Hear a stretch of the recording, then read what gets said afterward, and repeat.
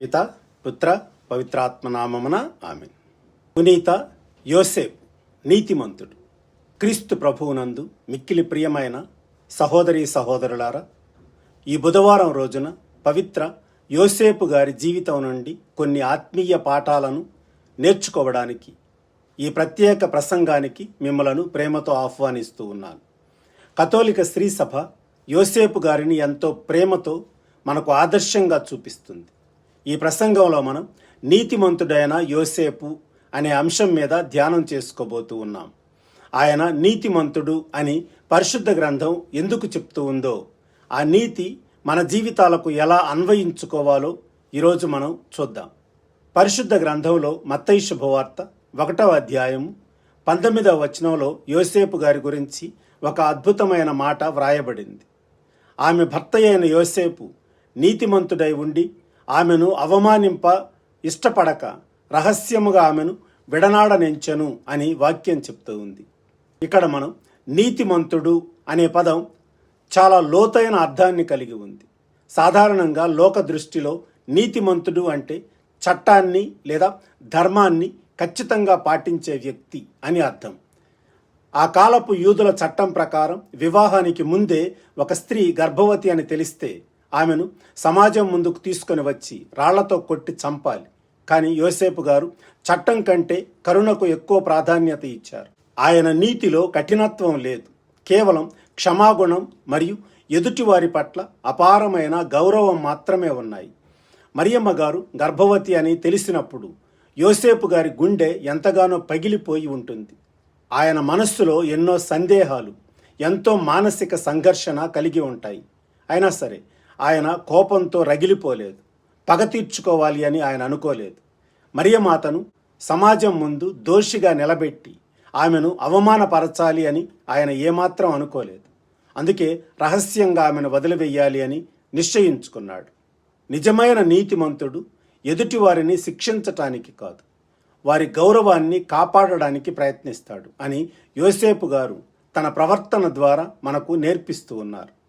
కథోలిక స్త్రీ సభ పవిత్ర యోసేపు గారి ప్రార్థనలో ఆయనను అనేక బిరుదులతో స్తుతిస్తుంది. అందులో ముఖ్యంగా ఆయనను సహనానికి ప్రతిరూపం అని, అలాగే పవిత్ర కుటుంబ సంరక్షకుడు అని పిలుస్తుంది. దేవుని ప్రణాళిక అర్థం కానప్పుడు ఆయన చూపించిన అనంతమైన సహనం మరియు కష్టకాలంలో మరియమ్మను బాలయేసును కంటికి రెప్పలా కాపాడుకున్న తీరు ఆ బిరుదులకు ఆయనను అర్హుడిని చేశాయి. నీతిమంతుడు ఎప్పుడు తన స్వార్థం చూసుకోడు, తన మీద ఆధారపడిన వారిని కాపాడడమే తన బాధ్యతగా భావిస్తాడు అని చెప్పడానికి యోసేపు గారే ఒక గొప్ప ఉదాహరణ. తన ప్రణాళికలను ప్రక్కన పెట్టి దేవుని ప్రణాళికను పూర్తిగా తలవంచిన ఆ గొప్ప సహనమే ఆయనను పవిత్ర కుటుంబానికి సంరక్షకుడిని చేసింది. యోసేపు గారి మీద విశ్వాసం ఉంచితే ఆయన ఎంతటి అద్భుతాలను చేస్తారో చెప్పడానికి చరిత్రలో ఎన్నో సాక్ష్యాలు ఉన్నాయి. 1878వ సంవత్సరంలో అమెరికాలోని శాంటాఫే నగరంలో జరిగిన ఒక అద్భుతాన్ని గురించి ఇప్పుడు మనం తెలుసుకుందాం. అక్కడ లొరెట్టో అనే కన్యాస్త్రీల మఠం ఉండేది. ఆ కన్యాస్త్రీలు ఒక అందమైన ప్రార్థనా మందిరాన్ని నిర్మించుకున్నారు. కానీ 2వ అంతస్తుకు వెళ్ళడానికి మెట్లు కట్టడం మరిచిపోయారు. అక్కడ స్థలం చాలా తక్కువగా ఉండడం వలన ఏ వడ్రంగి కూడా మెట్లు కట్టడానికి ముందుకు రాలేదు.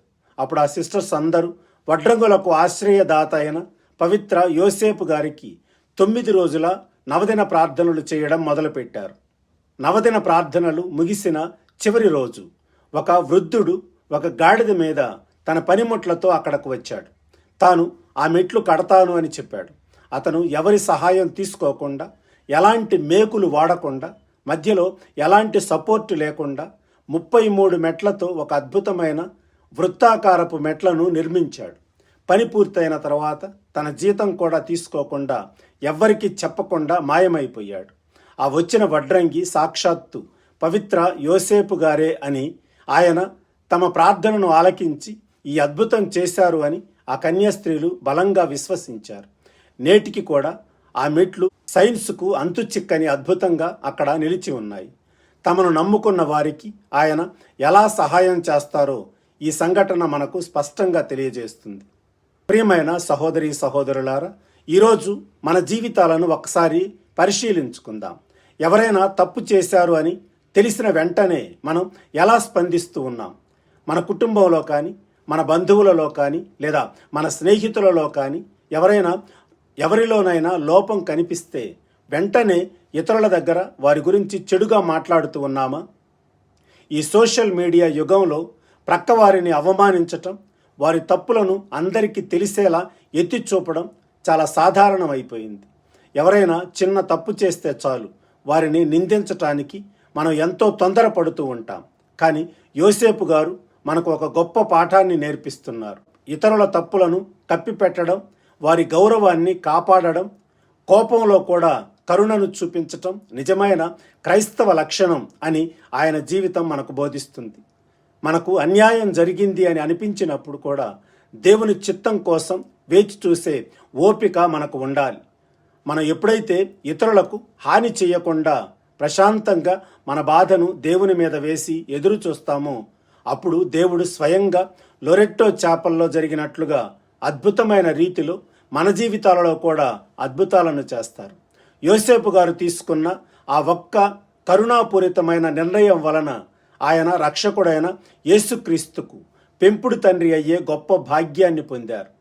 ఆయన చూపించిన దయ దేవుని రక్షణ ప్రణాళికలో ఆయనను ఒక ముఖ్యమైన వ్యక్తిగా మార్చింది. కాబట్టి ఈ వారంలో మనం పవిత్ర యోసేపు గారిని ఆదర్శంగా తీసుకుందాం. మన కుటుంబాలలో, మన పని ప్రదేశాలలో ఇతరుల పట్ల దయతో వ్యవహరిద్దాం. తీర్పు తీర్చే స్వభావాన్ని వదిలిపెట్టి ప్రేమించే స్వభావాన్ని అలవరుచుకుందాం. మన చుట్టూ ఉన్నవారి గౌరవాన్ని కాపాడే బాధ్యతను తీసుకుందాం. పవిత్ర యోసేపు గారా, మా కుటుంబముల కొరకు, మా ఆత్మీయ జీవితం కొరకు యేసు ప్రభుని సన్నిధిలో ప్రార్థించండి. ఈ ఆత్మీయ ప్రయాణంలో నాతో పాటు ఉన్న మీ అందరికీ దేవుని ఆశీస్సులు మెండుగా ఉండాలి అని కోరుకుంటూ ఉన్నాను. దేవుడు మిమ్ములను, మీ కుటుంబములను దీవించునుగాక.